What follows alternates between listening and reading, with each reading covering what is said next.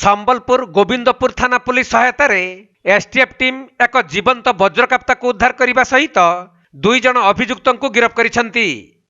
तेबे संबलपुर जिला बामरा स्थित बड़ डुमेर मुंडा रेलवे फाटक निकटरू एक जीवंत वज्रकाप्ता को उद्धार करा जिबा सहित एहाकू चोरारे चालान पाई नहीं जाउथबा 2 जन अभियुक्त को गिरफ्त करा जायछि।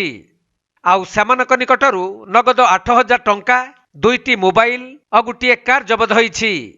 अभियुक्त माने हेले सुंदरगढ़ जिला हेमगिर सचिन पांडे और गबगां थाना भुईपाली ग्रामर इच्छाधर नायक।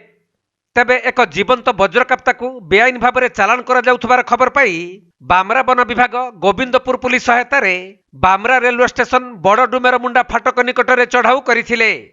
परे वज्रकाप्ताटी को उद्धार करने सहित अभियुक्त मानकु गिरफ्त करी कोचिंडा कोर्ट को चालान करा जायछि।